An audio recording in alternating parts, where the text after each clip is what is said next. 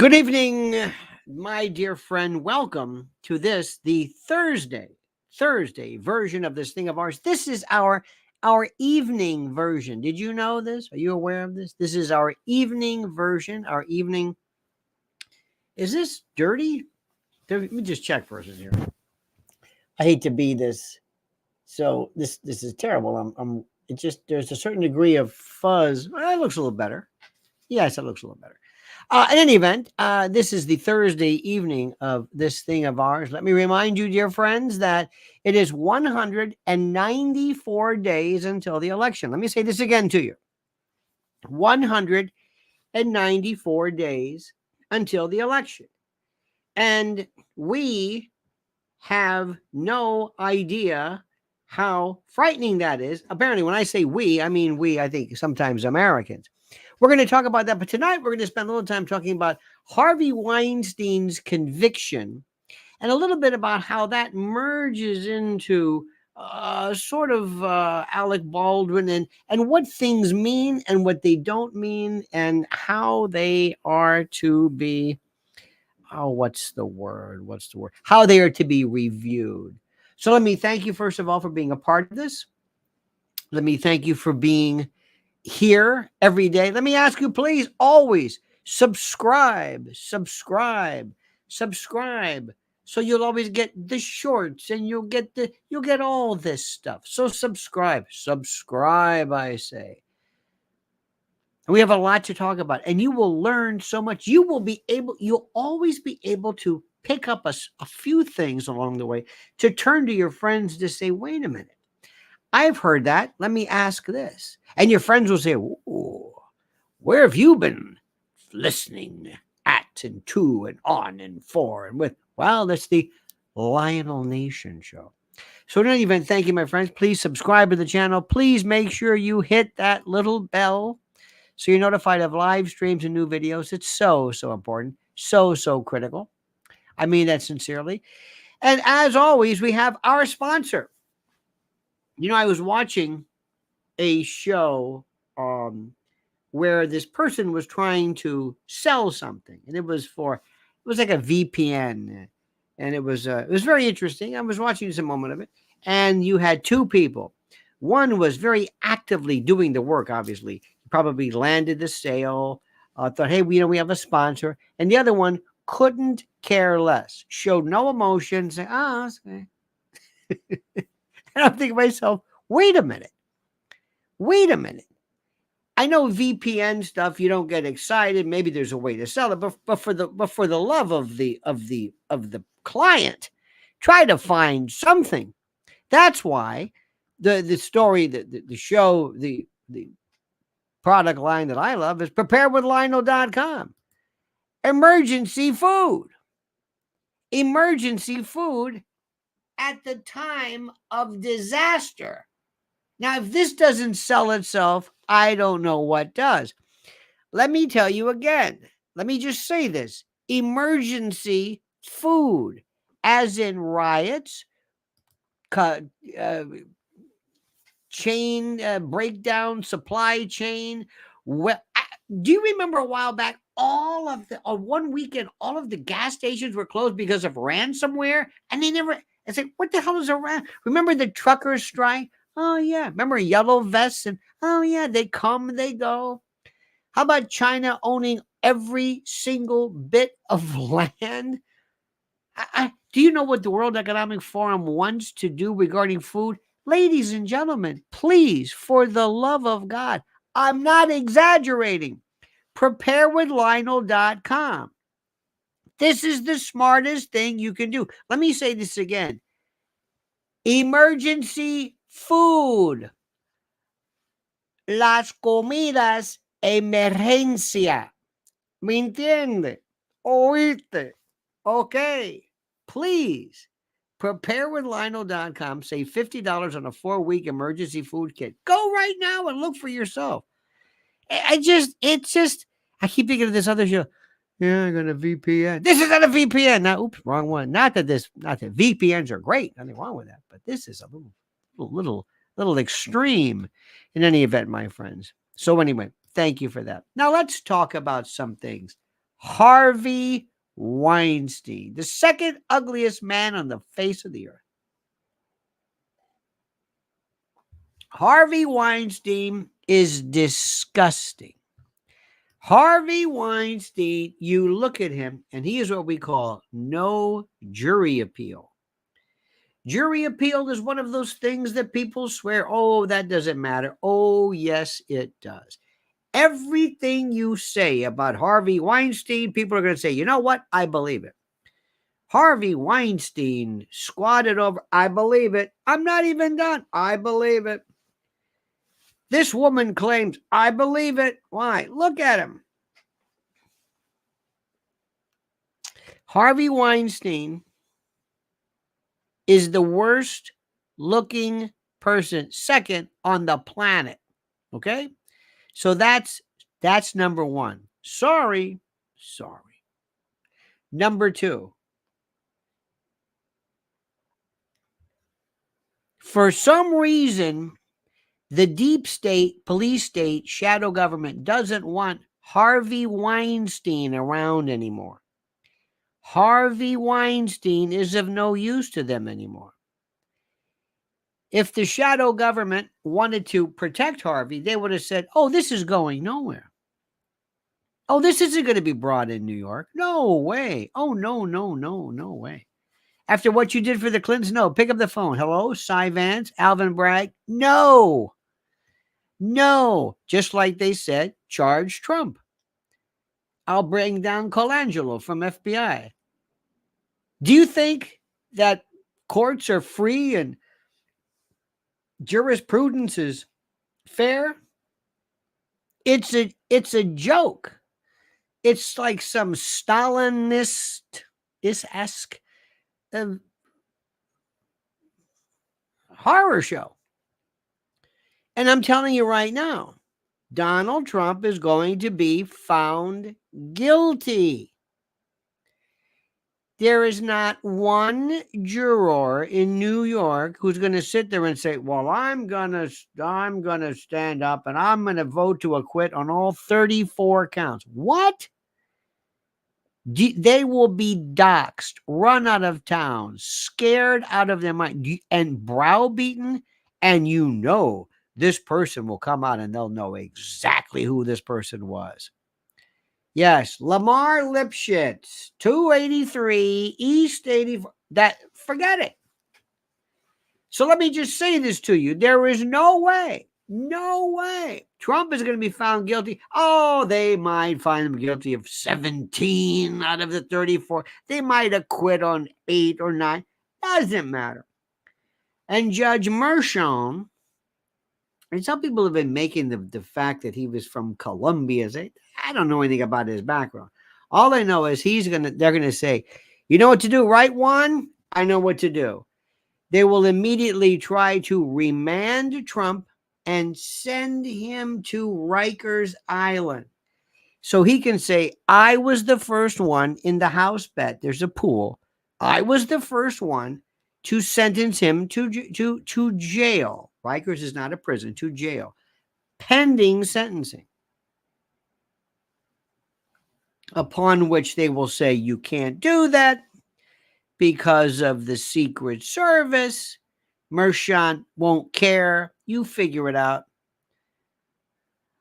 I'll let you get a hold of whatever. I don't know anything about that. I don't hear anybody from the... Is anybody from Homeland Security talking about this? Anybody from the White House? If I don't hear anything, that's it. So Mershon will win the bet. I was the first person to sentence Donald Trump to prison or to jail. Do you hear this again? Let me say this again. Judge Mershon will be the first judge, and he cannot wait because there's no other criminal case pending that could possibly do this. We can say, I did it. Engoron only had that lousy civil judgment with Letitia James, but I'm the guy who did it. I'm the guy. That's future federal judge Juan Mershon. That's future governor. Well, maybe not governor. I am it. I lucked out. This was a random. I got the case by random. It was just, just a luck of the draw. Future federal judge, Supreme Court. I'm the guy. I'm the hero. I'm the first person to put Donald Trump in jail. Now, if anybody wants to get in the way, don't look at me. I did it. Do you understand what I'm saying? Do I make? And they're going to find him guilty. And this bullshit from everybody. God bless him. Well, this case doesn't even charge a crime. This is ridiculous because the federal government refused to bring the charges either under. I sound like Diamond and Silk. No, you don't understand. This case is actually a misdemeanor. Yeah. Anything else? Well, this is ridiculous. This is. Yeah. Well, they bootstrapped it because basically the conspiracy they're claiming isn't a crime. And David Pecker is not. Yeah. Anything else? Yeah, good. It is hereby the judgment and order of the court that you be remanded immediately to the custody of the Department of Corrections, for you to be immediately brought to Rikers Island pending. I did it. I win. That's my Christmas bonus. I won. First one to do it gets the federal judgeship. Ta-da! That's it. Get Schumer on the phone. Next time there's an opening, there'll be an opening. And plus, with all these new. If you think this is anything to do with fair, if you think there is the remotest chance of any scintilla, any orge, any dram, any moment, an atom's worth of fairness and equity, you're out of your mind. Donald Trump will be convicted of this. Do you hear me? You hear what I'm saying? Let's make sure we understand this. And we can have Jonathan Turley on all day long. Dershowitz all day long. Andy McCarthy, the best. All day long. They can talk about this. Oh my God. Haven't you heard it? Aren't you bored out of your mind? Tell me again. It's not a crime. I understand it. An NDA is not against the law. Catch and kill is not against the law. Okay. That's for that. Number 2. Harvey Weinstein. Hideous Harvey, received the worst trial ever. Absolutely ever. It's the worst.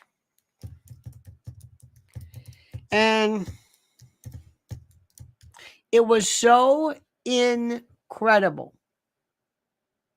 so horrible what they did to him that I don't know how to explain it.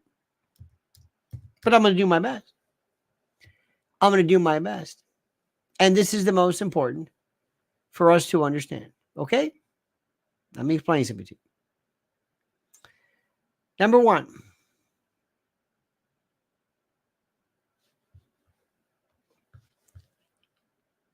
The people who themselves are victims of Harvey Weinstein do not care that he did not receive a fair trial. I understand it. They do not care that Harvey Weinstein did not receive a fair trial. They want him convicted. And they don't care anything about what you have to say in this ridiculous notion of past. Okay. They want him convicted. And what you're going to do is you're going to have today, who was it? I heard Oh my God! Somebody said today Harvey Weinstein's appeal his appeal was successful. The conviction was reversed on appeal and a 4-3 vote. 4-3. Interesting. Some of the judges recused themselves because of Weinstein. That's not going to be the usual group of judges, I do not believe, because this does not bode. Many people are saying, "Hey, this might help Trump." Do you know how long this took? People think like, oh, these appeals are great. They'll overturn it on appeal. Do you know how long this takes? The years that go by? Justice delayed is justice denied. And what these people are saying, these women are saying is, I don't care about Harvey Weinstein's fair trial. I don't care about due process. I don't care about Harvey Weinstein. Harvey Weinstein is a serial rapist. He's a sex predator. He's the worst. I don't want to hear about that. Yeah, but don't you care about? I do not. He does not deserve due process. This is what they're saying. All this due process, fair trial. What about me? What about me? I don't care about him. But don't you believe in the Constitution? Nope. Don't you believe in the notion of due process? Nope. You don't? No. Why? Because it's me. I don't care about that. I don't blame anybody. I don't think anybody's going to. But let me tell you about Harvey Weinstein. Now we get to the good stuff. Harvey Weinstein, you know where it really gets interesting? In LA. A lot of those cases were the prior bad acts were based, and the evidence that was introduced was based on what happened in New York.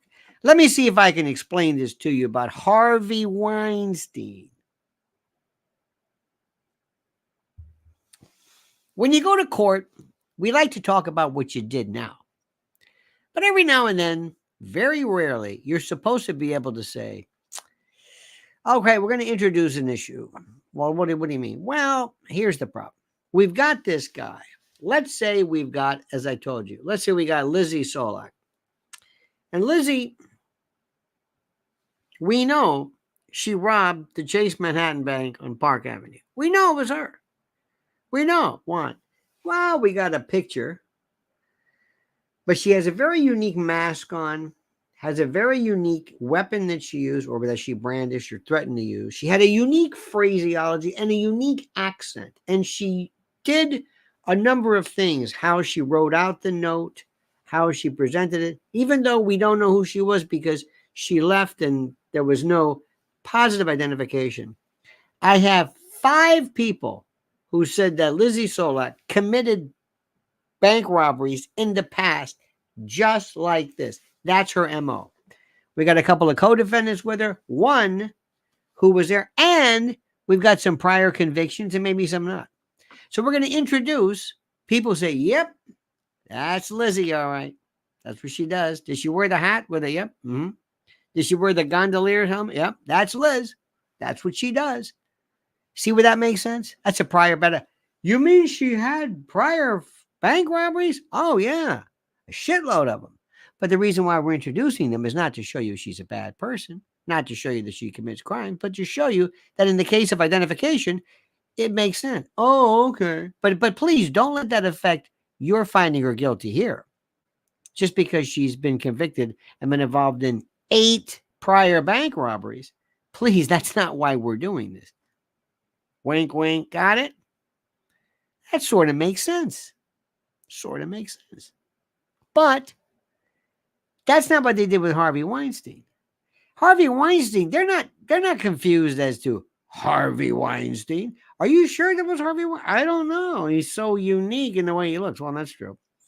I don't know because Harvey Weinstein, he had multiple phalluses and there's nothing unique about this case at all. Identification, MO, opportunity, none of that is required. They wanted to do that to load up the bases, basically just say, this is a dirtbag who's done this before.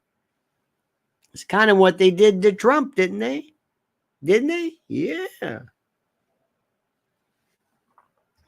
Then you got Rachel Maddow. Rachel Maddow. The biggest hypocrite has no soul.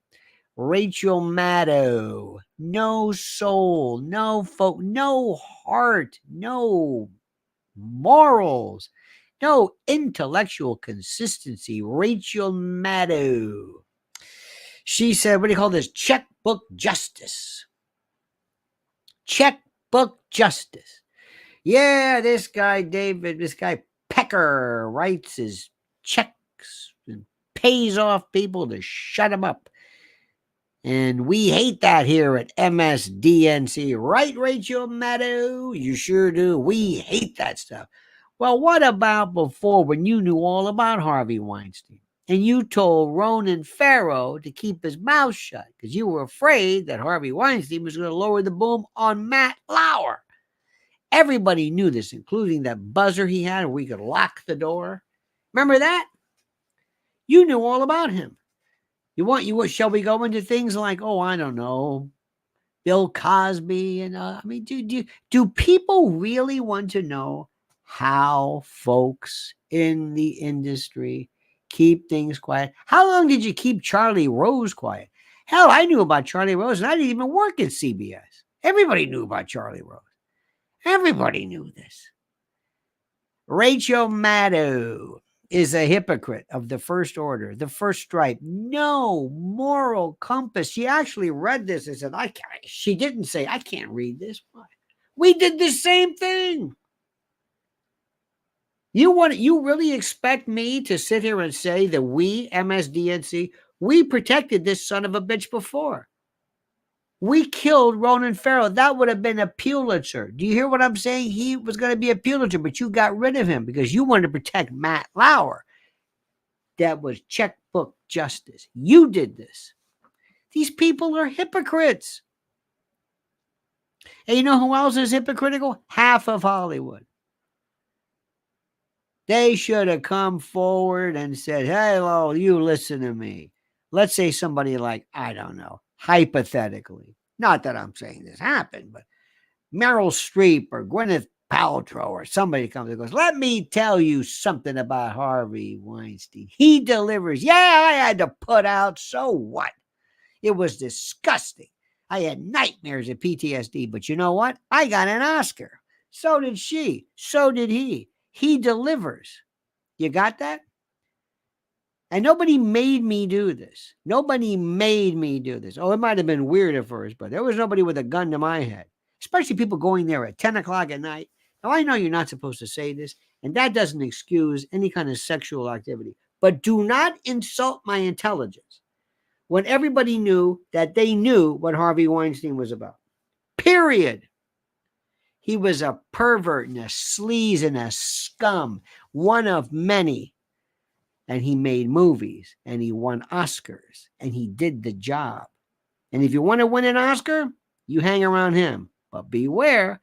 And there are people who say, oh, do you know the ones who I don't want to mention the names, but if you're in the biz, you'll know. The ones who were like Harvey's girls.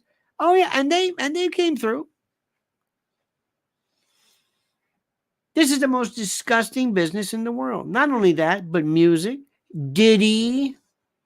Just go down the list. The sex parties there, Epstein, the whole place is filled. You talk about covering things up. Checkbook justice. How about Epstein?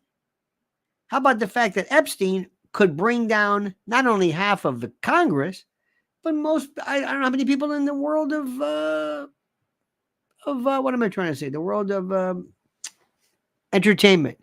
Dr. Murph, bless your heart, Dr. Murph. Thank you, thank you, thank you. You are a kind and a most perspicacious friend of the show. Thank you so much. But here's what I want to know. Harvey, yeah, who'd you piss off? You're not a public enemy number one. You're not public enemy one. You want to talk about sexual battery? Tara Reid mentioned that against Joe Biden, his son, Bill Clinton. What did you do? Harvey Weinstein could bury the Democratic Party. Harvey Weinstein was like this with that. I almost wasn't able to make that. There we go. This with the Clintons. Harvey Weinstein was the belle of the ball. Why didn't they help Harvey? Where'd this come from? And you're double teaming them in LA as well. If you ran the place like most of the time, the industry, they would say, hands off Harvey Weinstein. Do you hear what I'm saying? Hands off Harvey Weinstein. You ain't touching Harvey Weinstein. Period. But they didn't do that, Harvey. Why? Same thing with Alec Baldwin. Why? Why are they letting him hang out to dry? I don't get it. If that were Ron Howard, I guarantee you, all of a sudden overnight, hey, anybody seen crackhead Barney? No. What happened to her? I don't know. Last I saw, two guys in a black panel truck came, and I could have sworn I heard screaming, and we haven't heard from her since. Huh. Well, did she claim anybody? Yeah. Was she making any accusations about anybody famous in Hollywood? Yeah. Let's say Scorsese, De Niro. Oh, De Niro. Oh, man. You wanted to, oh. But anyway, Ron Howard. What? Hollywood would have been all over Ron. You can't accuse Ron Howard of being negligent. My God, he's the best. He's one of us. Don't you understand what movies are? Clint Eastwood. We love Clint Eastwood. What the hell's the matter with you? You can't say that about Clint Eastwood. Clint Eastwood is a judge. What? Nobody came once. Nobody.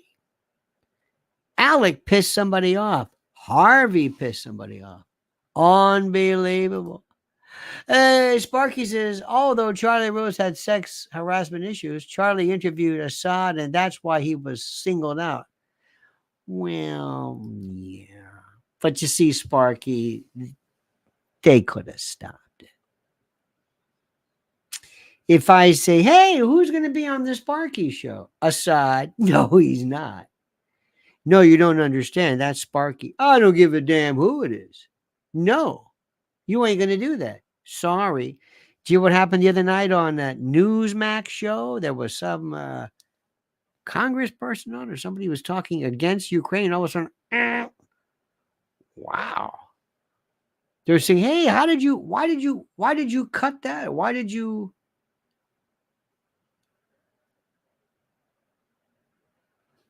They did that to me one time years ago on MSDNC. I was on a show with my good friend Ed Schultz at the time. And I made a joke about, remember when Cheney had that artificial heart? I said, you're the only guy who doesn't have a heartbeat. He's like a vampire or something. I said something like, I don't know what it was. And I went back later and they cut it right out. It wasn't a bad joke. They just cut it out. No, you see, every now and then they get tired of you. I had a judge one time. He had this great speech. It was the old, you know who does it? The speeches like that? John Kennedy, the senator. Yeah. And this judge had a southern accent. He said, we had this old dog. It was a good dog too. We loved it. I called him Buddy. His name was Buddy. And Buddy got a little old, and Buddy came home, and Buddy couldn't control himself, and couldn't control him bladder, and Buddy he'd make a mess in the corner. It got even worse. He said, Buddy, now we tried everything. We tried the wee pad. We tried to train him and take him outside to a relief station. We did everything we could. But Buddy, one day we said, you know what? That's enough. No matter how much we love Buddy, Buddy's just worn out his welcome. We got rid of Buddy. God knows how they got rid of him with it. Well, that's like these people. Same thing with Charlie. Well, Charlie, you've been good for a long time. You've done a wonderful job. Interviewed all kinds of people. But Charlie, we are just tired of this bullshit. Our lawyers are telling us now we're on notice. You inviting women over to your apartment for script changes. No. Now understand something. Alec Baldwin. He did everything. But Hunt for Red October, he decided, nah, I'm not going to. I don't know if he see, because if you are a Matt Damon person, you're in.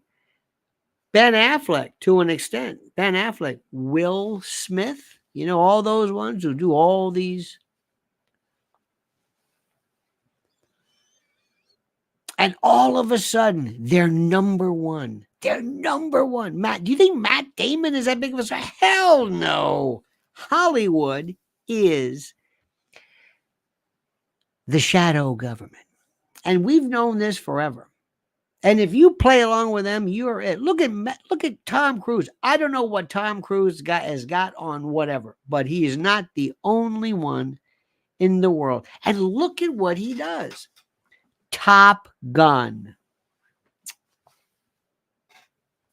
What's that? Pro-military, pro-government, Born Identity, CIA. Remember 3 Days of the Condor? They're always, all the CIA movies are good. You notice that? They're never bad.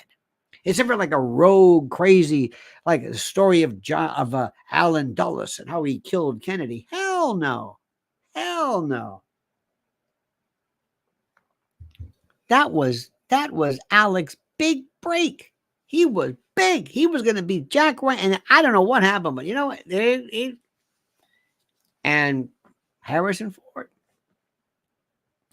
And then things just kind of sort of didn't happen. I mean, he was there. He was doing some things. He did that stupid Saturday night thing. He was great. He's a great actor. Glenn Ross. Okay. And then Alec had that crazy wife. Still has. Hilaria. Don't be surprised if one day she's on her phone saying, listen, can I cut this Spanish shit? Yeah. Listen, do me a favor. Yes, Hilaria. Do me a favor. Yeah. We're going to gather the assets. What are we looking at? Because this guy's, now we got this crazy broad's going to sue him too. I'm out of here, okay? This reality show ain't working. And he's just, nobody, no. Do you think anybody wants to watch at home with the Baldwins? Hell no, it's done.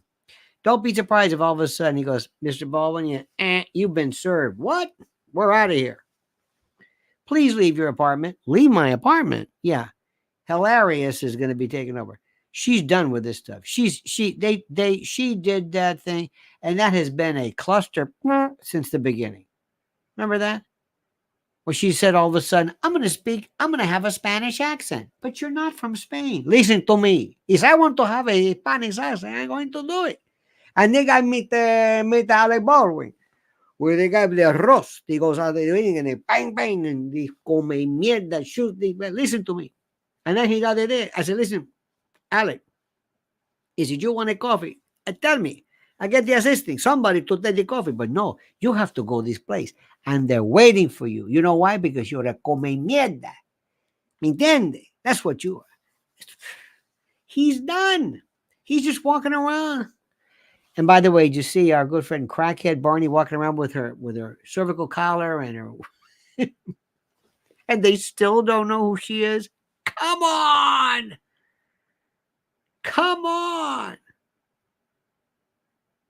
This is just wild. So Harvey Weinstein, what they did to you, Harvey Weinstein. Let's talk about this woman and that woman and this woman. Wait a minute.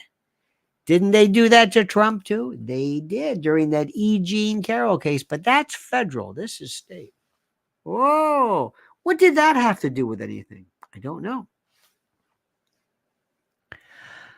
Warren Ocasio, interesting, says, where is Sean Combs? You mean did he or didn't he? Sean Combs says, don't know. What was that all about? Warren, where's Kate Middleton? Where's Kate? Chuck's on the way out. It's very sad. They're talking about the funeral. They're saying it's bad. I mean, it's bad. Billy is going to be king before you know it. Where's Kate? Where? Is anybody asking? You think Piers Morgan's going to get the bottom? Hell no. Piers wants to know everything about Gaza, everything about it. Now, do me a favor, my friends. Do me a favor. Just wait for 1 second, because I want to talk to you about this great man. Oh, you know him, you love him. Our good buddy, Mike Lindell. Mike Lindell from the MyPillow, folks. You know, I can't say this enough. I hope you understand this. I'm not saying to buy every single thing he has using promo code Lionel and MyPillow.com, promo code Lionel. I'm not saying do that just because he's a great guy and because no. And he's a great guy and he's a great American. I'm telling you, this is the best stuff around. Listen. Well, it's time yet again to hail and salute our great friends at MyPillow.com. And if you use promo code Lionel, you get a free gift. No purchase necessary. I know, a free gift. Gifts are free. Okay, it's a tautology, so sue me. But listen to me and listen carefully. What are we talking about here? Down comforters, flannel sheets, Giza Dream bed sheets, MyPillow 2.0 body pillows, waffle blankets, couch and recliner pillows, sheets, slippers, percales. I'm not even done yet. Towels, quilts, bedspreads, mattresses, mattress covers, mattress toppers, linens, kitchen towels, bathrobes, pet blankets, bolster pillows, name it. Items to help you luxuriate and relax. And their monster sellers, slippers, my slippers, slip-ons, moccasins. Think about it. What do they do at MyPillow? What's their main goal? To make things real soft, plush, real comfy, or comfy as I say it. How perfect. So here's the link right now. Go to mypillow.com/Lionel. MyPillow.com, promo code Lionel or /Lionel, or call 800-645-4965. 800-645-4965. And watch how fast our good friend Mike Lindell answers the phone. MyPillow.com, promo code Lionel, simply and absolutely the best. Indeed. Our good friend says Ed Schultz was an All-American Division II quarterback. If I recall, he was the top-rated quarterback. He died way too young. Oh, he did, and was a good guy, a really good guy. Great wife, loved him. Good fellow. Absolutely, positively. A great man. Just too young indeed. It was just, it was a shock. It was a shock. But you know, my friends, we have right now, like I said, I'm trying to tell you the reality of situations. And when I also hear people suggesting, don't get me started. But you know, when people are talking about, hey, Robert Kennedy,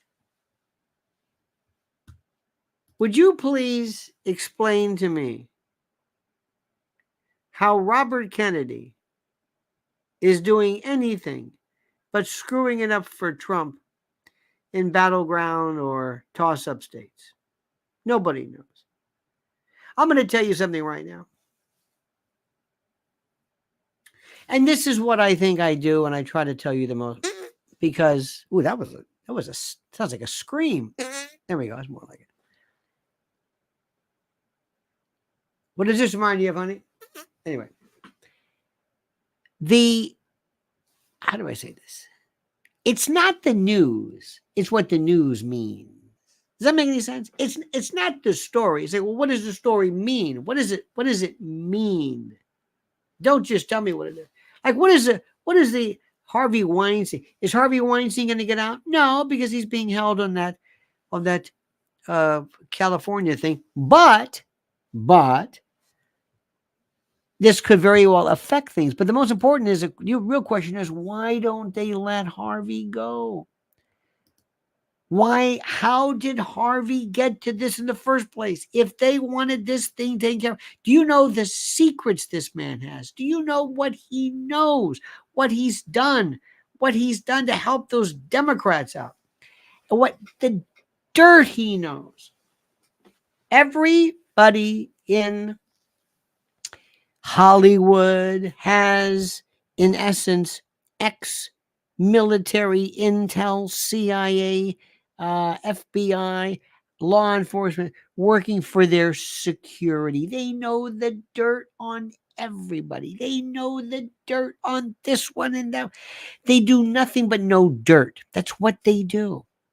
And they also know their own dirt. They know what they can do. And they do things sometimes with a degree of impunity. And I'll bet you there was a time when Harvey Weinstein would have told you, if you ask him, Harvey, do you think there ever could come a time where these people would turn their back on you? He'd say, absolutely not.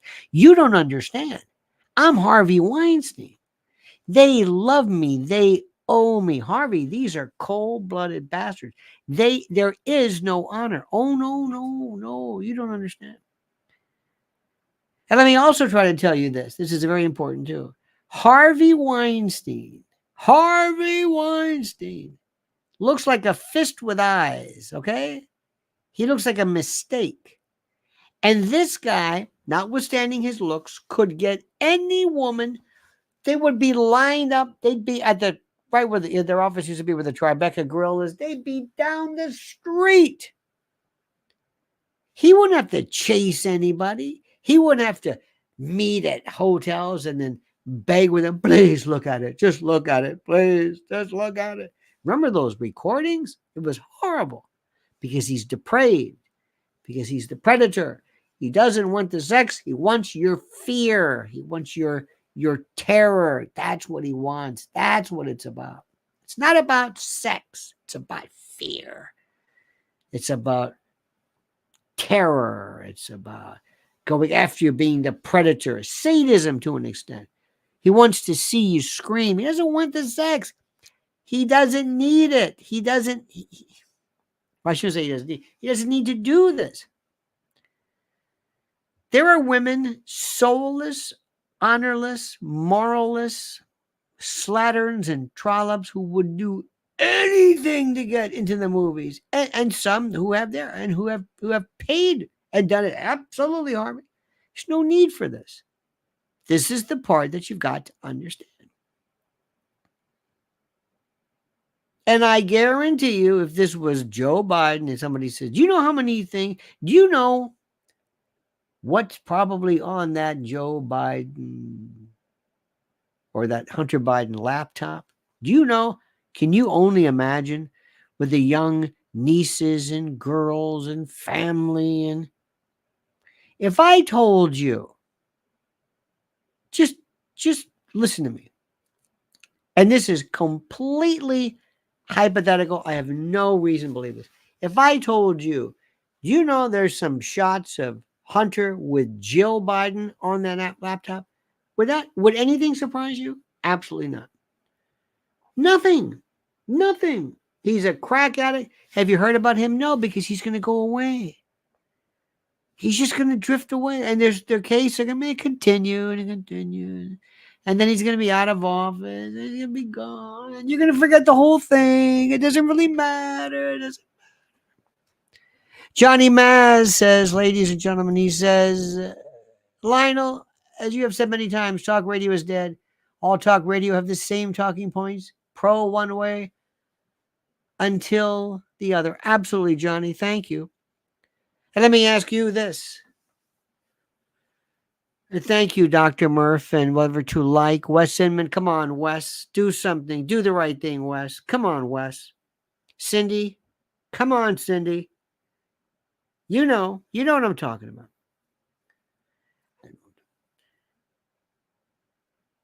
Did you see where they're now going to be canceling? I know Sparky likes this. They're canceling campuses. No protest allowed. None. If you protest, you're under arrest. We'll kick you out. That's it. Anybody think that's a good idea? We're going to send Mike Johnson. Mike, this is terrible. You said something hateful. So what? What do you mean, so what? Lock him up. We're going to shut you down and we're going to get rid of your president. Get the hell out of here. Mustafa, whatever her name is, beat it. Yeah, but we were going to have all that. Get up. Get up. You're not going to graduate. You're under arrest. Arrest them. Take their library card. Right? Take everything. Take their card. You know that card, that magnetic card that lets you in? Get rid of it. Yeah, but I've got my... Get out. If you're Elon Omar's daughter, get the hell out of here. Throw her out. Yeah, but I paid for the rent. Just shut up. Go. These people who during COVID said, excuse me, I can't go to my... It's COVID. Shut up. Well, do I get a refund of my dorm? No. What? Get out. Well, okay. Do I get a refund of my dorm? No. Just get out. No graduation for you. No nothing. Why? Because you said something hateful. Get out. Sparky says, maybe Charlie let the network think that he'd make Assad look bad, and when he didn't, it was an additional reason to get rid of him. Maybe even the coup de grace. You're probably right. No, Sparky. Believe me, they just had enough of him. That dog, it just ran its course. They don't. And everything would have had to have been approved. Nobody's going to run it without somebody looking. No, it's not going to happen. They wouldn't have even allowed it. They would have said, who are you talking to?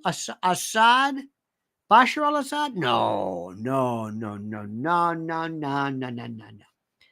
Unless you Fareed Zakari his ass, then we'll let you do it. But what about this, Sparky? What about there's no speech on campus?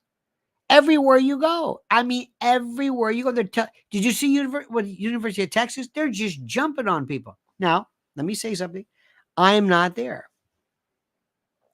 And I'm going to tell you something. I think these people, frankly, no matter what, anybody, I think protests are stupid. I mean, I'm sorry. If they're peaceful, if they're what, they don't do a damn thing. Nothing. They don't, because nobody cares. And I'm also telling you something, I ain't going to be someplace with a bunch of lunatics where some false flag nut, some lone nut decides to open up. And it's not that bullet that's got my name on it. It's the one that says, to whom it may concern. That's the problem. So personally speaking, I think it's ridiculous. And I think there's a lot of these people who love to go out there and just to sleep in their tent. Hey, we've got sushi from Pret a Manger, and we got some nuts, and we got a little tent, and we're going to hit the bongo, and we're going to say, BDS. What does that mean? I don't know. Boycott something? Divestment, sanctions, something like that. Yeah. Yay! Okay. Now, other people are serious. Other people aren't. It's not going to do a damn bit. But here's the best part. What kills me is, wait a minute, during BLM, you didn't do this. Well, BLM is different. Wait a minute. They were tearing things up. Well, not everywhere. Do you know the number of people that were shown on Columbia, these actual events that weren't even taking place on school campus? And the problem is, Columbia is smack dab in the middle of New York City. It's like right there. It doesn't really, sometimes the streets, or there's a classroom over here. It's like NYU. NYU is the largest landowner in New York City. They don't, you turn and there's a class. So I cannot believe, and finally they're going to have a quote alt-right. There's no protest at all countering that. You know, don't you find that interesting? Isn't that interesting?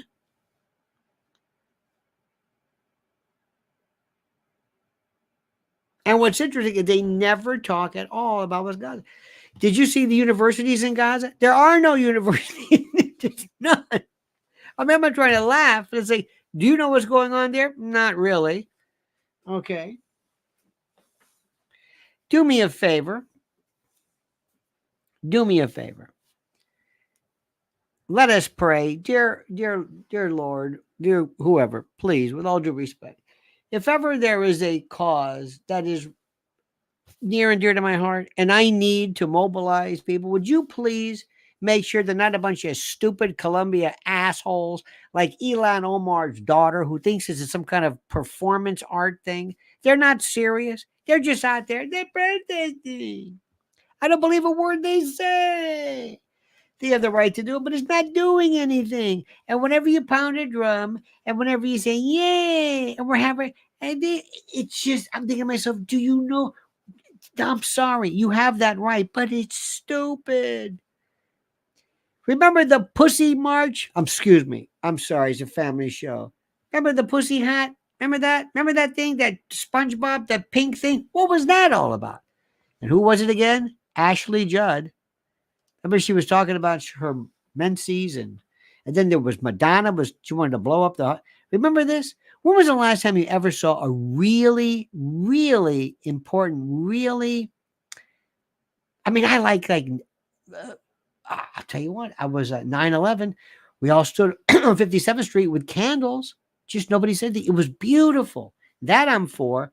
But sitting there eating sushi with a bunch of twits in a. They live right there. What do you get a tent for? Ladies and gentlemen, Sparky says part of the reason college protests are being shut down is they don't want them to be in the habit of grassroots protesting for when U.S. troops are deployed. Well, that's next. Sparky, you remember, dear friend, and thank you very much for your kindness. 1970, Kent State. Neil Young, Ohio, Tin Soldiers and Nixon coming. We're finally on our own. This summer I hear this 4 dead in Ohio. Got to get down to it. Soldiers are cutting me down. Should have been down long ago. What if you knew her and found her dead on the ground? How can you run when you know? Antediluvian Boomer says, Me Too never rang true. I'm sure many women have their career ambitions taken advantage of, but the scenario implies a consensual encounter. Mr. Doomer, thank you very much for your contribution to the cause, sir or ma'am. I'm not sure. I never want to comment on trials, especially when I'm not there. I don't hear it. But there's a lot about this case I don't buy.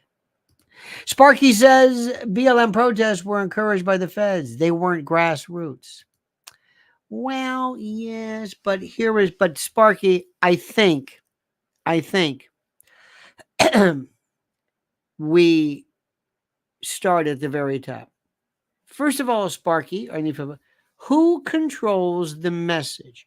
What is it about the message that these students have, pro-Palestinian, that riles that riles Congress, left and right so much? What do you think it is?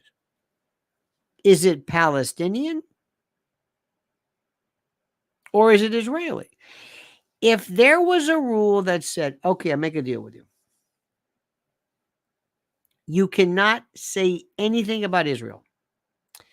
You can say Palestinian rights, Palestinian freedom. I don't care what it is. You're going to ask, well, how are you going to get freedom? You just do not do no BDS.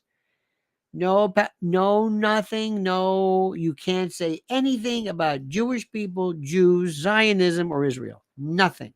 Would that make a difference? Is that a deal? Protest all you want.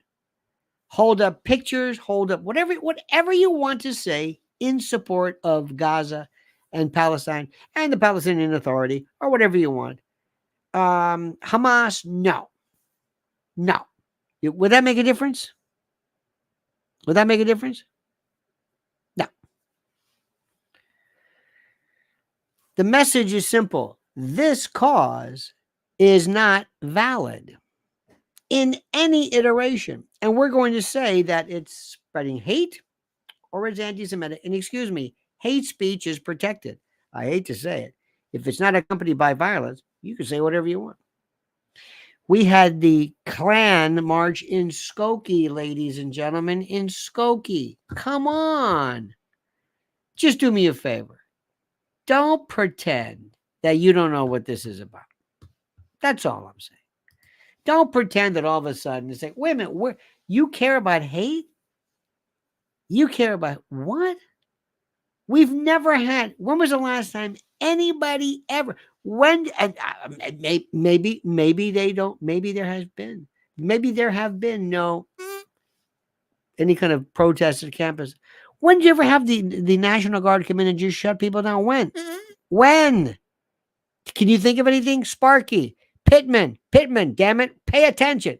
Faye, wake up. Patrick, Gracie, When was the last time you heard about protests shut down? Maybe during COVID when they would say, hey, you're too close. Have you ever heard of this? Have you ever heard of this before? No. Not Kent State. I already mentioned Kent State. That was in 1970. I'm talking about in recent memory. Have you ever heard it? Has there been? When we had the Pussy Hat March, remember that? Does anybody? I don't know. Why is this so special? I'm looking at this, I'm thinking there's no violence. They're saying some things that a lot of people don't like, but there's no violence. These kids aren't doing anything. They're not doing anything. There's no violence. Now, if there's violence, do something about it. Why are they being shut down? Sparky's onto something. Sparky says, that picture of the Vietnamese girl running after her clothes burned off by napalm is what got the U.S. out of the Vietnam War, not protest. Well, you are right about that. My Lai did it. But there's one thing about that. You're right. Protest became we became used to them. You're right about that. And thank you again, Sparky. We became used to the protest. We became used to them. It's very important to understand that we became acclimated to an extent. We became acclimated, and that was something that is very, very, very, very strange. No, the Vietnam War did a number of things. Here's something for you. And I don't know if many of you folks will remember this, but I remember the Vietnam War. There was the end, a couple of things. The Tet Offensive. Do you know? Now, people forget this. Maybe, Sparky, you might find this of interest. The Tet Offensive in 68 or whatever it was really like, oh my God. But the Americans kicked their ass. I mean, they took some serious casualties during that entire melee. People forget that. The end of the war came from a variety of reasons. And it was, and protests, put it this way. Let me ask you a question. Sparky brings up a good point. Had there not been any Vietnam protests, do you believe that the war would have been longer? That instead of 1975, it might have been 1977, 78 before. Do you think so? Do you believe that protest sped up the cessation, the end of the war? Yes or no? What effect do you think Gene McCarthy had? But anyway, specifically, Bobby Kennedy, killed in 68. And what really changed things is when it became, remember the famous Walter Cronkite? Well, that was during LBJ, after the Tet Offensive. It was a combination of a lot of things. The war was going nowhere, and they realized it. And Nixon realized it. Nixon said, this is nothing. This is going nowhere. That was nothing but post OSS, post Cold War, post World War II, communism BS about whatever it was. But protests are very important. Let me tell you what's happening. Everybody misses the question. When there is protest in Europe regarding Gaza, whatever, how is it portrayed? How are the protests here? Let me ask you this question. How are the protests portrayed? Most people are not going to go to the college campuses. Most people are not going to go there. How are they portrayed? Do these people look like they have a point? Do they make a point? Is the point valid? Or do these look like a bunch of, quote, entitled elites and they're that routine? I have not been there. I have not, unless you are there, you don't know what people are saying. You don't know what the feeling is. You have to be there. This group versus that group. Why are they shutting down protests? Answer my question. Why are these protests? There's been no violence. Maybe before a little bit, but they're there and they're told, all right, that's enough, break up. Why are they being told to stop? Why?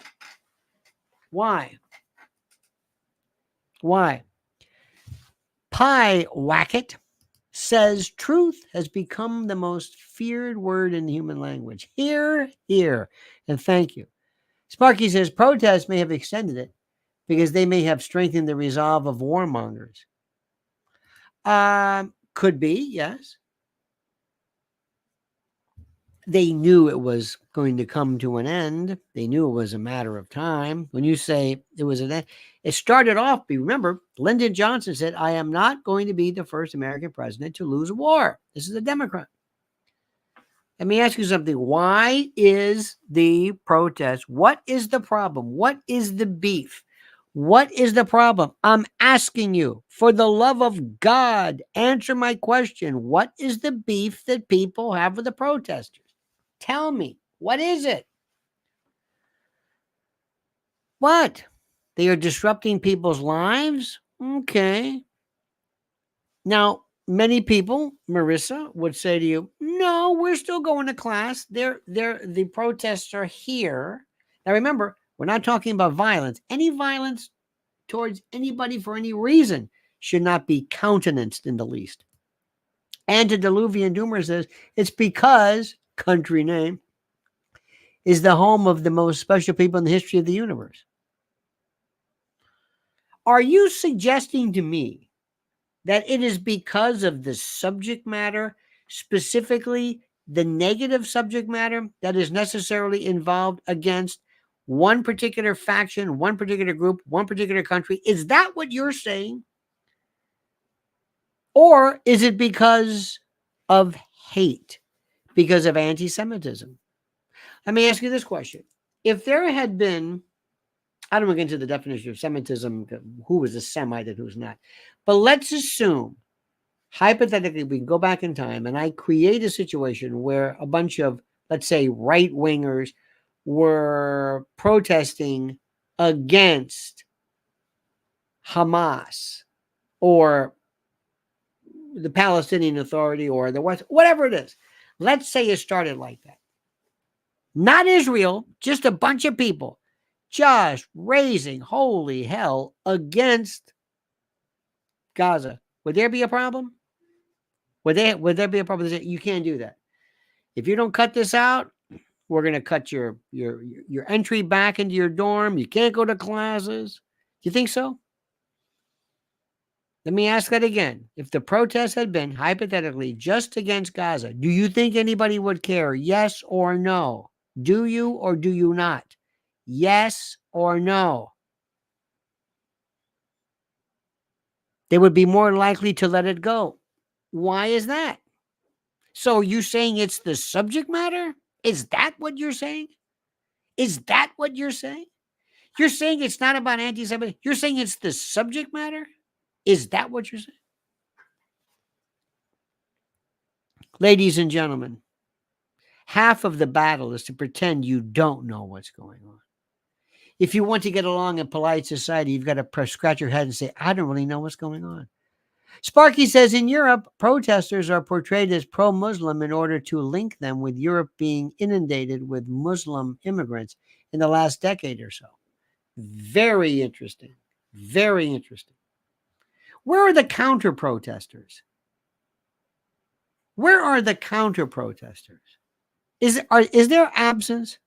For example, we see here to this day on light posts or whatever, pictures of, we'll see them on the highway in Jersey and different parts of New York. You'll see billboards that say people hostages, and you'll see that.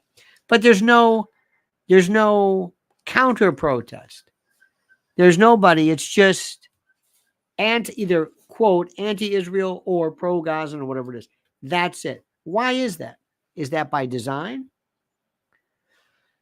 Is that because if there were to be a counter, there would certainly be violence and that would destroy the image? Because so far, the public opinion is that these people are crazy. These people are a bunch of detached, elitist, stuck-up kids with no sense of reality, living off of their parents' teat and blah, blah, blah. Do you think maybe that is? Does that make any sense to you? Does that make any sense? I find it fascinating. Fascinating. Because you've got to ask yourself, what does this mean? What is the rationale behind this? How does this work? How is this being portrayed? Tell me what the optics are. That's the thing which I find to be most fascinating. Explain the optics. That's it. That's the part that I don't understand.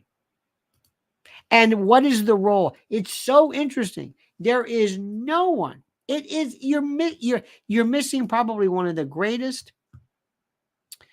I don't want to say propaganda, but you're seeing so much interesting, fascinating things. You may not remember this. Sparky, you might. You're a little younger than me, but when I was a kid, we had this movie called The Green Berets. I will never forget this as long as I live. And it was a narrative that was so strong. It was some of the best. And it was at a time when the world and the country was very, very, very, very torn over Vietnam. Extremely, extremely angry. Torn, dare I say. Torn. And at the time, I remember people would look at this and they would look at the protesters. They see these dirty, you always heard this, dirty, barefoot, commie, and you hated them.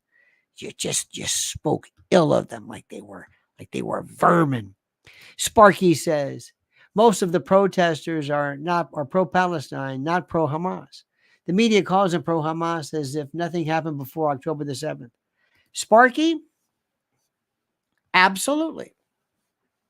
Let me tell you the rules of this, and this is critical. Rule number 1, as you say, nothing happened before October the 7th. Nothing. October the 7th is the beginning of this, number 1. Number 2, you ask the question, does Israel have the right to defend itself? Yes. Number 3, is Hamas a terrorist organization? Okay, by definition, yeah. By definition, absolutely. Yes. Yes. 3. 4, was October the 7th a terrorist act? Yes. Yes. And then it stops. And then you say, and what else? No, that's it. That's it. Well, what happened, but what about before October the 7th? No. There's 2 things they don't want to hear about. Number 1, do not even suggest in any way whatsoever, either, and certainly not, do not even suggest an excuse, but never a justification to explain the mindset of why either Hamas would want to do something or why people would applaud that. They're not interested. In any other war, you always want to understand, explain the motivation and the idea of the enemy. Tell me what the enemy thinks, so to speak. Not this one. Very interesting. The other thing which is the most important, the other part which is critical, is to ask yourself this question.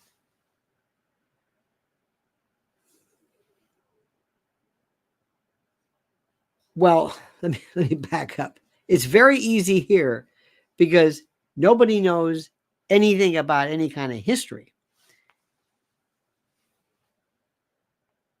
If you watch keep saying European, when you watch other platforms, you will hear people suggest the best is that one of the things that people are suggesting is that the story of the rapes and the beheadings have been discounted and refuted by a number of people as either exaggerated or not having happened at all. When you tell that, or if you dare iterate what other people are suggesting, you will get a reaction from people like, you have lost your mind.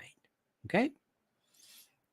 And I want you to remember this notion, this word, this theory from Marshall McLuhan that said that little lies are easy, or rather, excuse me, little lies are hard to keep quiet, but big lies are easy because of their incredulity. Meaning that sometimes when there is a story that is so horrible, that has been, I don't want to say accepted, I don't want to give the old Liberty Valance, when the legend becomes fact, prints the legend, but when a set of facts have been accepted, it's true. And for you to sit there and say, no, that's not what happened. The greater the allegation, the more horrible the event that you're trying to dispel, the more they will look at you like you are out of your mind. How dare you? Remember, this is about news. It's about propaganda being propagating. It's about perception. It's about awareness, but it's also about bias and what people are thinking, not about the cause, but of the participants involved. Sparky says there are no counter protesters because it got too tedious to keep finding the willing and paying them. Well, I think there would be many people who would be more than willing to counter protest. It's if you had a sizable faction to counter protest or to protest against these, and they became, God forbid, violent, it would ruin everything. It would ruin the image, the perception.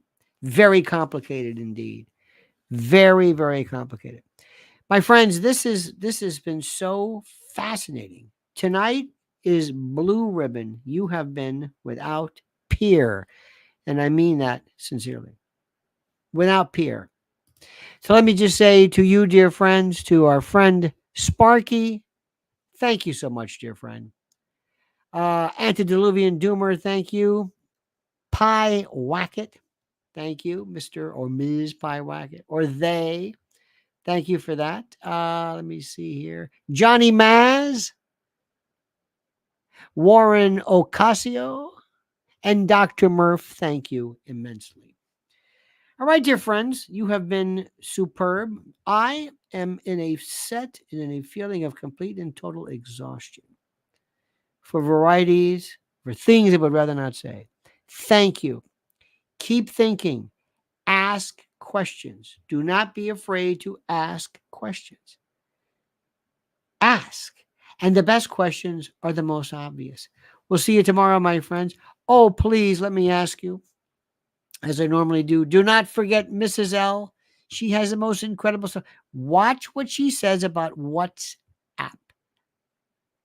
Not WhatsApp, about oh God. Hang on a minute. I'm at that stage. Snapchat. Wait till you see what happens regarding that. Follow her. Listen carefully as to what this is about. It's one of those stories. It's one of those things which is so. This is. The other night we were at an event, and somebody said, "Oh, Snapchat. That's not social media. That just goes away." No, it doesn't. No, it doesn't. What? No, it doesn't. This is her video. Watch this. All of you great people, watch this immediately. Watch this. Watch her piece on Snapchat. Sparky says, by the way, U.S. may have ordered Hamas to attack on October the 7th via cutter, just as a routine stirring up shite in the Mideast, not realizing how successful they'd be. Then the Frankenstein monster ran amok. Sparky, not waxing conspiratorial, dear friend. But let me say to you something very simply this. To everybody who watched that night or that day, it was absolutely mind-boggling, sir, how the most efficient, renowned, technologically advanced, intel superior organizations such as the State of Israel, how they let this occur after 2 years of practice? After I mean, it is inconceivable, leading many people up to, by the way, there was the titular firing of the head of security now, including many people to say, this was either lie hop or buy hop, made it happen on purpose or let it happen on purpose. And the reason why it was suggested was because of the fact that it was just unbelievable. You either believe that Israel is the most proficient, the most professional, the most technologically advanced of any country, not just in the Middle East, or this seemingly, I mean, they were signaling this. Everybody knew. That remains to be seen. But as you know, Sparky, when you ask questions like this, the first thing you're told is you're a conspiracy theorist or you're anti-Semitic or whatever it is.